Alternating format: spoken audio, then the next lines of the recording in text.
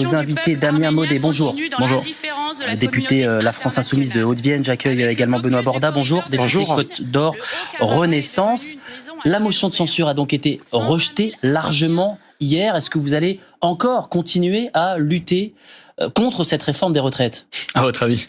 Évidemment qu'on va continuer. Aujourd'hui, c'est clair que cette réforme des retraites n'a pas été acceptée dans la population.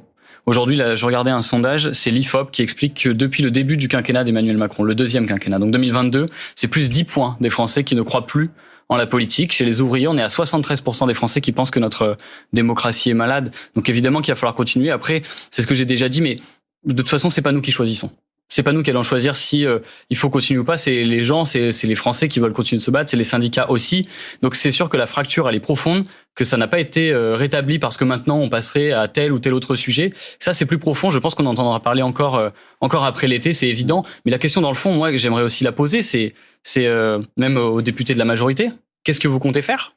Qu'est-ce que vous comptez faire? Est-ce que vous allez continuer aujourd'hui de gouverner par coup de 49-3, par déni démocratique, sans écouter les gens? Ou est-ce qu'il va y avoir un pas de côté, dire bon, cette réforme des retraites, elle bloque, même avec les syndicats, ça bloque, on la retire et on discute? Alors l'avantage avec vous, c'est que vous posez les questions directement. On va écouter votre réponse. Écoutez, on a eu un certain nombre de mois de débats et d'échanges. Vous m'apprenez rien, la réforme des retraites, les Français y étaient globalement pas favorables. Moi, je posais souvent la question, d'ailleurs, quand on demande aux gens s'ils veulent travailler plus longtemps, globalement, ils n'ont pas envie de travailler plus longtemps, mais la base de cette réforme, on l'a dit depuis le début, c'est l'équilibre, la préservation de notre système de répartition si on ne veut pas finir sur un système par capitalisation. Ce débat, on a eu l'occasion de l'avoir. Je pense que dans les mois à venir, nous aurons des sujets autour de la loi travail, de la répartition de la valeur en entreprise, et c'est peut-être ce qui manquait, moi je l'avais dit, à ce texte, c'était d'avoir un débat plus large sur le travail avec les Français, sur la rémunération. Je vois par exemple que on a peut-être un des SMIC les plus élevés en Europe, mais le salaire moyen des Français est le plus faible. Et donc, il faut qu'on travaille sur le salaire. Et puis, il faut qu'on accompagne branche par branche les difficultés qu'il pourrait y avoir sur les conditions de travail, sur la pénibilité. Mais je crois aussi qu'aujourd'hui, les Français, même s'ils étaient hostiles à cette réforme du travail, ils veulent passer à autre chose et ils ont des questions sur le pouvoir d'achat. Il y aura aussi d'autres sujets autour de l'immigration, autour de la santé dans les territoires qui vont se poser dans les mois à venir et qui sont des sujets urgents. Mais ça veut dire que, selon vous, cette motion de censure qui a été rejetée hier, elle vous permet de dire aujourd'hui aux Français, voilà, c'est la fin de cette séquence retraite? Écoutez, on a assumé dans cette majorité, moi j'avais émis des doutes au départ sur cette réforme des retraites. Je l'ai dit publiquement dès le mois de janvier. J'ai apporté des demandes de modification avec un certain nombre de collègues. Des modifications ont pu être prises en compte, notamment sur les carrières longues.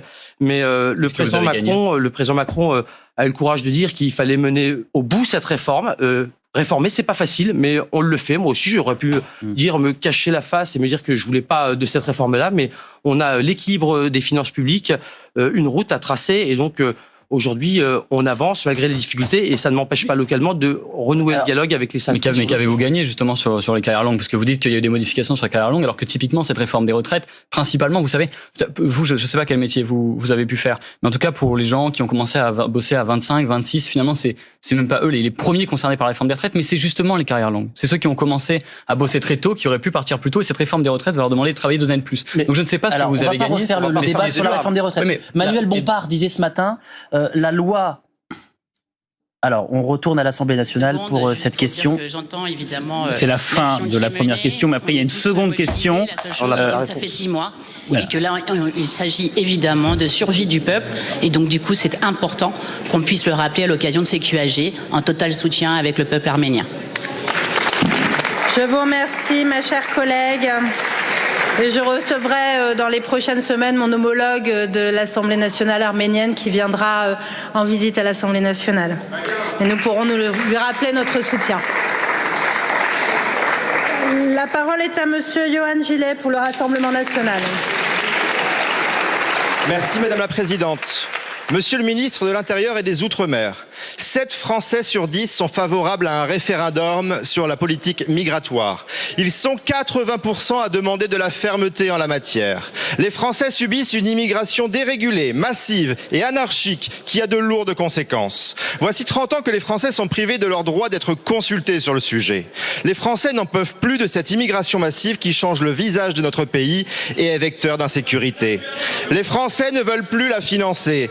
Ils en ont assez de voir des demandeurs d'asile d'asile ou même des étrangers sous OQTF remplir les pages des journaux, non pas pour des choses positives, mais pour des meurtres et des agressions quotidiennes. Pourquoi donc avez-vous toujours refusé de donner la parole au peuple sur ce sujet?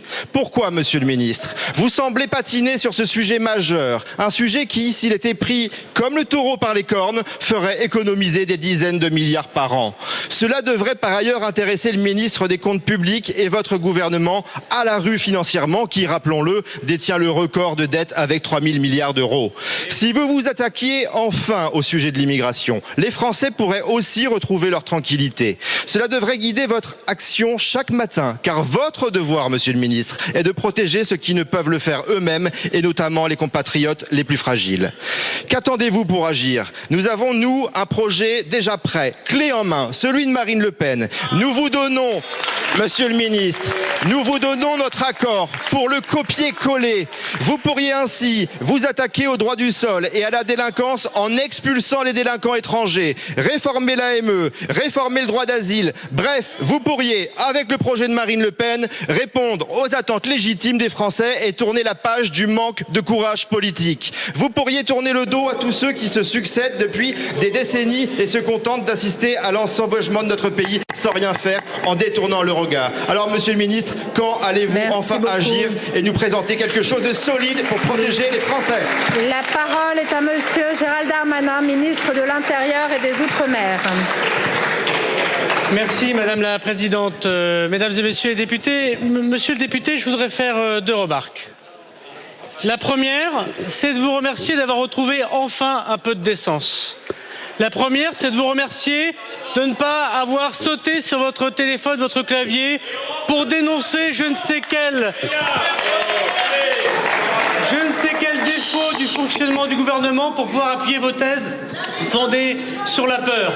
Votre question d'actualité a sans doute été demandée avant que vous vous rendiez compte de l'énorme, de l'innommable et de l'insupportable de vos réactions le jour de ces événements absolument désastreux d'Annecy, pour lesquels je veux avoir aujourd'hui quelques mots. D'ailleurs, les victimes ne vous intéressent pas. Vous n'avez pas un mot pour les enfants, vous n'avez pas un mot pour les parents pendant cette question d'actualité. Comme si finalement, l'histoire ne se déroule pas comme l'imagine Madame Le Pen et tout le Rassemblement national. Et je peux vous dire que c'est le dégoût qui nous inspire quand vous parlez de ce sujet. Deuxièmement, monsieur le député, vous parlez de l'appel au peuple. Mais je vous ferai remarquer que Madame Le Pen a déjà été jugée sur son programme. Par 2 fois, elle a été battue à l'élection présidentielle. Je veux vous faire remarquer depuis que 50 ans que le Front National prône l'adversité, le refus de l'altérité et la haine. À chaque fois, les Français lui disent non. Et c'est un grand peuple que le peuple français. Merci beaucoup. Merci, monsieur le ministre. La parole est à monsieur Antoine Armand pour le groupe Renaissance. Merci. Voilà pour cet échange tendu entre le ministre de l'Intérieur et donc ce député du Rassemblement national avec Marine Le Pen, Daïc, qui a d'ailleurs été nommée plusieurs fois par Gérald Darmanin. Voilà, l'occasion à l'Assemblée nationale, c'est de porter à nouveau la thématique de l'immigration pour pas se faire déposséder de celle-ci par les Républicains. Donc c'est le sens de cette question. Et donc de presser Gérald Darmanin pour examiner ce projet de loi immigration, en tout cas pour accélérer le calendrier. Et Gérald Darmanin qui lui répond en faisant du RN, l'adversaire principal de la majorité, revenant sur les premières réactions jeudi lorsqu'on a appris le drame d'Annecy et les premiers tweets exprimés par les députés du Rassemblement national. Gérald Darmanin propose au gouvernement de faire, ce député Rassemblement national propose au gouvernement de faire un copier-coller des propositions du Rassemblement national pour l'immigration. Qu'est-ce que vous répondez? Écoutez, moi, je me reconnais pas dans les propositions du Rassemblement national, ni d'ailleurs d'une des partis des représentants des LR qui sont inspirés du programme du Rassemblement national. Je crois que le débat... Ils disent il faut accélérer la discussion du projet de loi immigration pour répondre au drame d'Annecy. Est-ce que vous considérez qu'il faut accélérer? Déjà, ne répondons pas de manière législative à l'actualité. C'est comme ça qu'on se précipite, qu'on se prend les pieds dans le tapis et qu'on fait des erreurs. Un cas ne doit pas traduire une loi. Il faut qu'on prenne plus de temps pour ça. Par contre, la question de l'immigration, elle traverse toute la société, elle interroge à de nombreux égards sur de nombreux sujets et elle doit être traitée, à mon avis, avant la fin de l'année. Et pour la traiter, on a le débat en interne dans la majorité sur ce sujet-là, mais il y a des éléments qui sont soulevés aujourd'hui par les Français sur l'immigration. Je prends l'exemple d'un restaurateur de ma circonscription qui a une personne issue de l'immigration étrangère qui travaille dans son restaurant en CDI et qui aujourd'hui est bloqué dans le renouvellement de son titre de séjour. Eh bien moi, je souhaite qu'à travers le projet de loi immigration, celles et ceux qui ont un travail, qui ont un CDI, qui sont en règle avec la République puissent avoir des renouvellements automatiques de leur titre de séjour. Donc ça ne sera pas voté par les Républicains et donc le projet de loi ne passera pas. Si, dans ce cas-là, les Républicains, il va falloir qu'ils fassent des efforts, mais on peut aussi aller chercher d'autres partenaires que les Républicains. On peut travailler avec les socialistes sur ce sujet-là, mais il y a aussi d'autres sujets qui se posent sur les OQTF. 12 recours administratifs pour une OQTF. On a une justice qui est trop lente, trop de recours. Il faut qu'on accélère. Celles et ceux qui commettent des délits, des crimes sur notre territoire doivent être renvoyés chez eux. Il faut qu'on soit très ferme sur cette question-là. Encore faut-il pouvoir les renvoyer chez eux. On va écouter Elisabeth Borne, pardon, je vous coupe sur Annecy. Nous avons tous été frappés de stupeur face à l'attaque sauvage dont ont été victimes des tout petits enfants jeudi dernier à Annecy. Et nous étions ensemble, monsieur le député, en effet, quelques heures après cette attaque avec le ministre de l'Intérieur, Gérald Darmanin. Mes pensées vont en premier lieu aux familles de ces petits-enfants, à ces petits-enfants également, aux autres victimes adultes de cette terrible attaque. Et je voudrais à mon tour rendre hommage, remercier les forces de l'ordre, la police nationale, la police municipale, qui est intervenue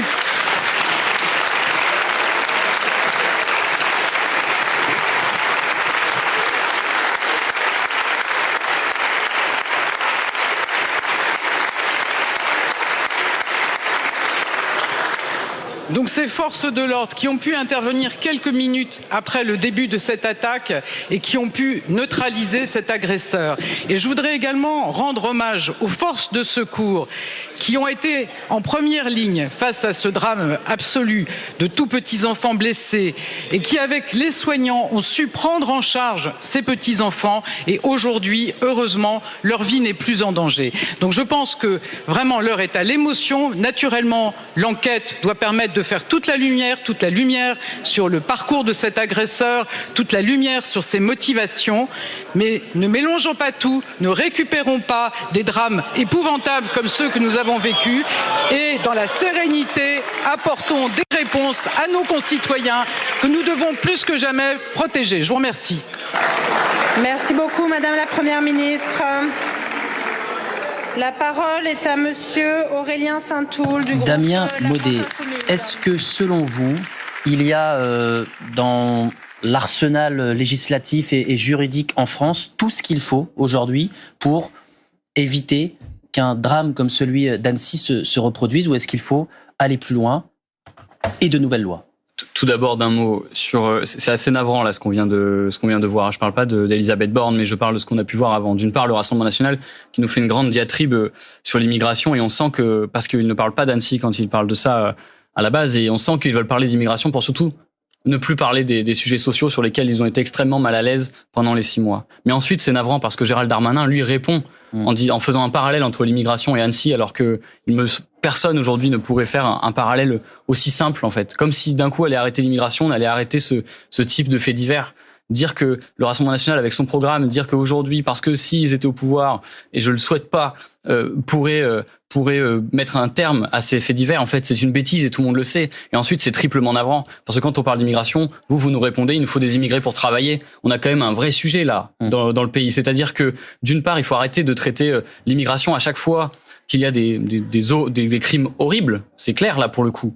Mais on ne peut pas tout de suite venir nous dire... Est-ce que la loi actuelle française nous protège vraiment, ou est-ce qu'il faut aller plus loin? Mais il y a des lois, en fait, je crois que la France n'a jamais voté autant de lois. Alors peut-être qu'il faudrait... Donc ça suffit. Mais à mon sens, sur l'arsenal législatif, je vois pas ce qu'on pourrait faire, honnêtement, de plus. Monsieur tout à l'heure disait que sur le volet, on va dire, social, la régularisation dans les métiers sous tension de personnes sans papier qui travaillent, est-ce que vous êtes prêt à soutenir la majorité? La majorité sur ce terrain-là affronte les LR. Est-ce que vous êtes prêt à soutenir la majorité? Attention à pas faire tous les parallèles non plus. Là, on vient de sortir d'Annecy, de savoir si les lois sur l'immigration allaient empêcher ça, puis vous me parlez après du travail. Mais je viens dessus. C'est juste pour pas qu'on découpe un petit peu. Qui va être discuté. Sur la question du travail. Je pense qu'aujourd'hui, aujourd'hui, s'il y a des gens, et d'ailleurs il y en a un paquet, des gens qui travaillent sans papier, des fois dans certains restaurants. Aujourd'hui, les gens qui travaillent, il faut qu'on puisse les régulariser. Ça fait Donc, de toute façon, dans tous les cas, ils travaillent. Maintenant, la question, c'est qu'aujourd'hui, on peut pas traiter l'immigration juste avec un œil d'utilité. Il faut traiter les choses d'une part avec humanité, parce que de toute façon, il y a des crises climatiques qui arrivent. Il va falloir accueillir les gens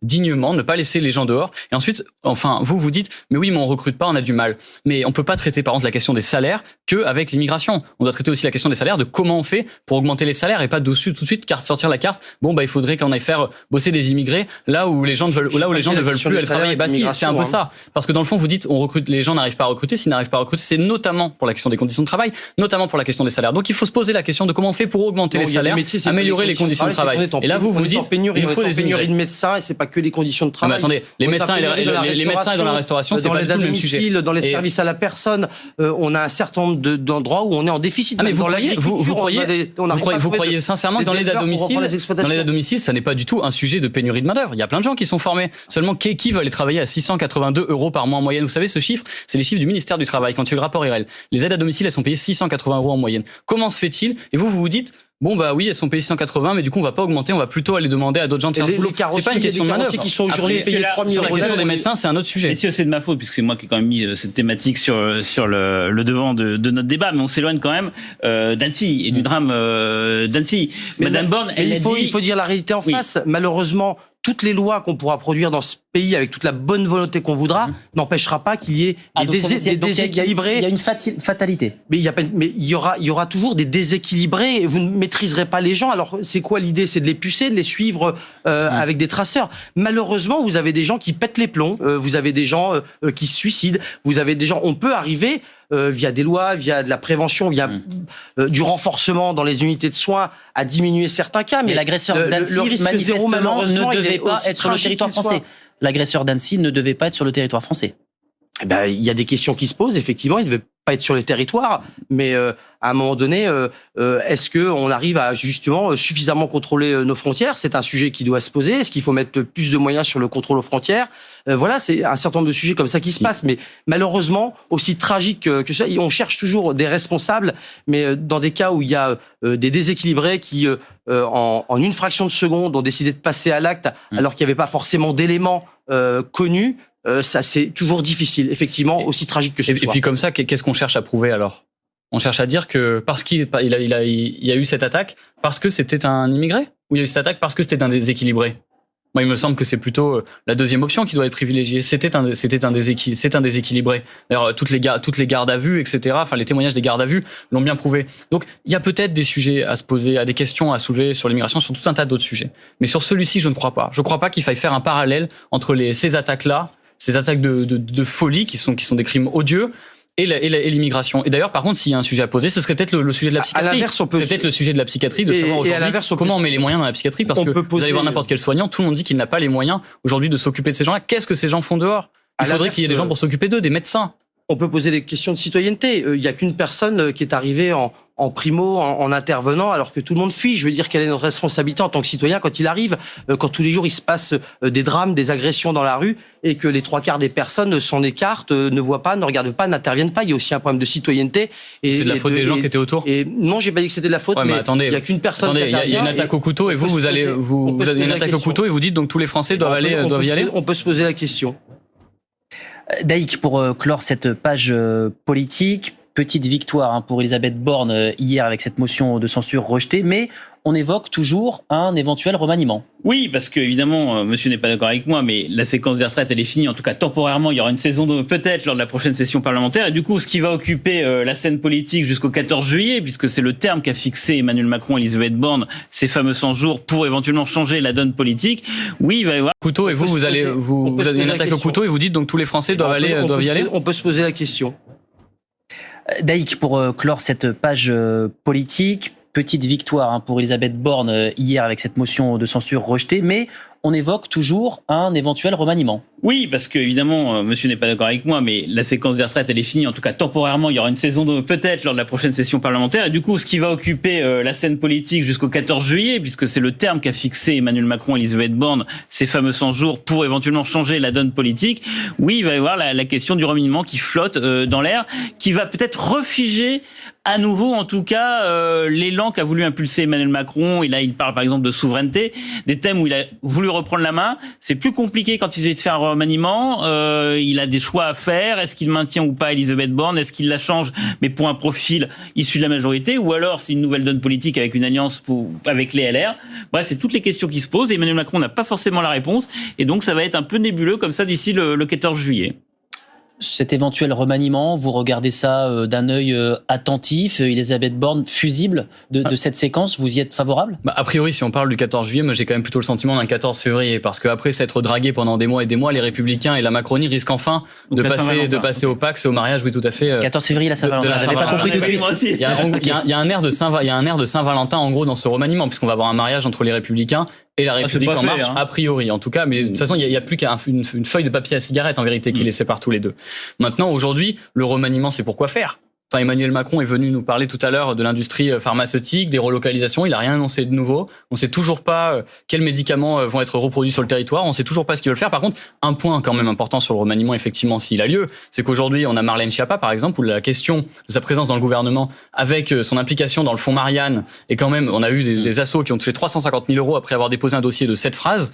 Donc, il y a eu des détournements de fonds, possiblement. Après, sur le dos de l'assassinat de Samuel Paty. Donc aujourd'hui, il y a peut-être des ministres effectivement qui doivent partir. Maintenant, il faut changer de politique. C'est pas juste de changer de ministre. On a compris. Il nous reste quelques secondes. Est-ce que vous êtes favorable à une alliance avec les Républicains dans les semaines qui viennent? Je suis favorable de manière globale à des coalitions. Donc, si certains souhaitent aller discuter avec les Républicains pour trouver des accords sur des textes, soit. Moi, je discute avec des députés socialistes, des dissidents socialistes, des gens de chez Lyot. Je fais partie de la frange gauche de cette majorité. Eh bien, moi, je suis favorable aux coalitions. Il faut qu'on travaille autrement dans cette assemblée. Donc, je suis favorable à imaginer des coalitions, mais il ne faut pas que ce soit des coalitions déséquilibrées qui penchent trop à droite ou trop à gauche. En tout cas, ce qui est sûr, c'est qu'on ne se mariera jamais avec la France insoumise. C'est impossible puisqu'ils sont en désaccord sur tout. Bon, ça, c'est pas vraiment un scoop. Mais qu'on travaille avec les Républicains, qu'on travaille avec les socialistes, qu'on voit peut-être s'il y a des écologistes, qu'on voit du côté de chez Lyot. En tout cas, moi, je souhaite qu'on travaille à ce système de coalition à l'allemande et qu'on soit dans un travail parlementaire plus constructif avec des textes qu'on travaille en amont avec les ministres. C'est pas gagné. Merci beaucoup. Merci beaucoup à tous les trois pour cette page politique.